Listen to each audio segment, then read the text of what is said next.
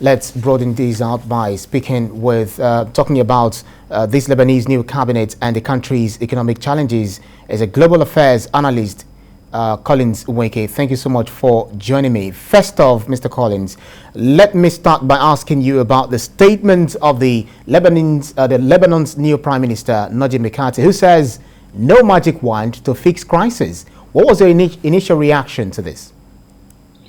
Well, my initial reaction, first and foremost, thank you for having me, is that the new Prime Minister, Nweke,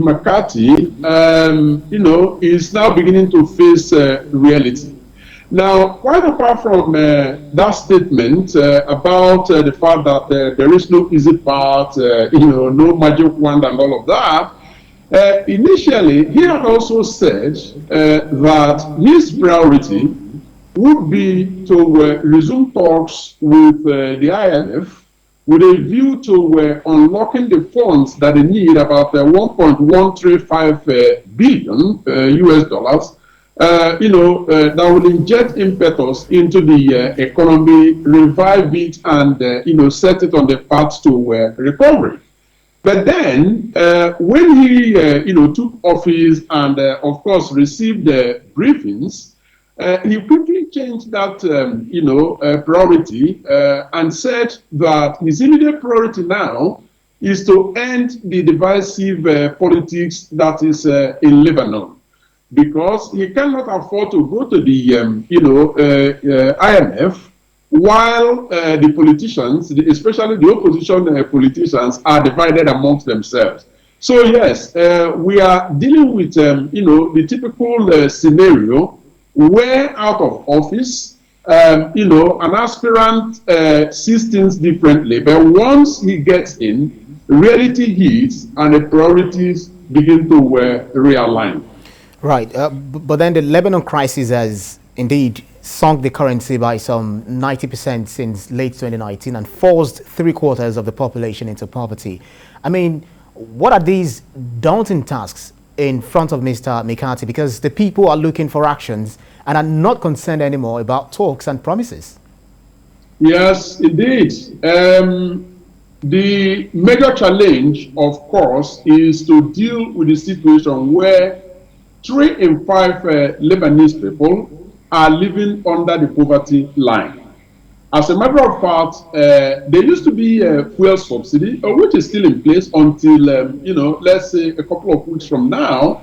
And that is also being considered because, or reconsidered, because as a matter of fact, it has led to, creation of some artificial scarcity as a consequence of hoarding by importers. As we know, Lebanese economy is an import-dependent economy. So which means that with the value of the currency, sinking down by 90%, like you rightly pointed out, they are no longer able to support, importation. And so the issue now is, what is the country going to do with the fund that is going to come from the IMF?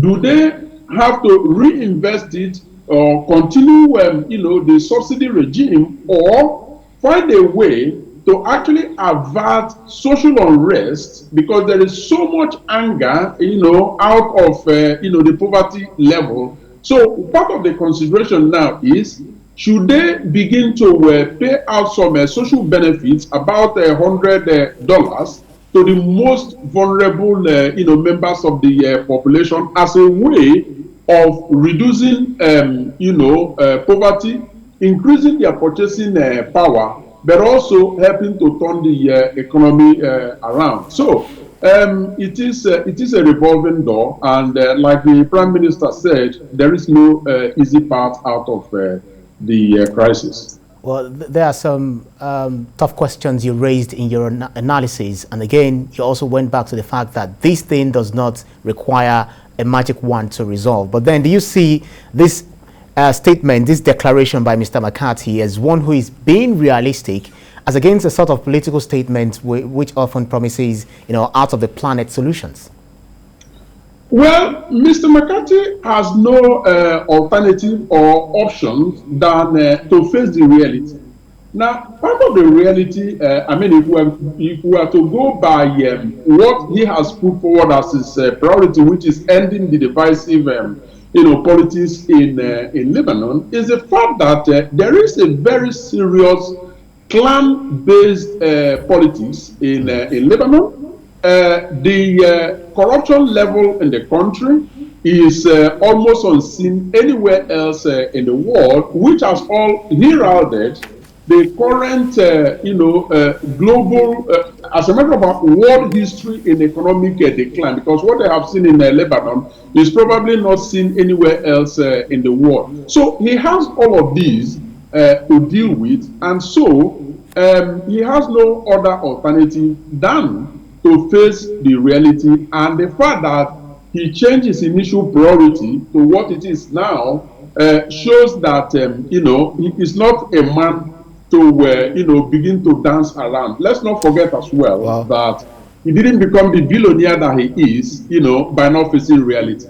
Absolutely, Mr. Collins. What roles do you then think that the international organizations, such as the IMF, can play in terms of helping Lebanon to get back on its feet? At least Lebanon is a shareholder in the IMF and has special drawing rights of up to $1 billion. But the question is, how will the government spend it? Indeed, how the government will spend the money is one thing, and rightly so. But the other thing also is the conditions that the IMF is given to enable them have access to the fund, because it will require, sweeping reform in the country. Now, when the new Prime Minister McCarthy talked about, putting an end to the divisive politics, I believe that he is directly referring to that clan-based, political culture, and of course the endemic culture of corruption. And then, like I alluded to, there are two broad options in terms of how to spend the money out of the drawing rights that they have. They can continue the subsidy regime, which looks very, very unlikely, or they can decide to invest part of the money to increase the purchasing power of the most vulnerable people in Lebanon by these social benefits that they plan to give to the most vulnerable people of $100. It does look to me that that is the option that they are likely going to face. Right, absolutely. We continue to keep tabs on what Prime Minister McCarthy will definitely achieve in Lebanon in the coming days.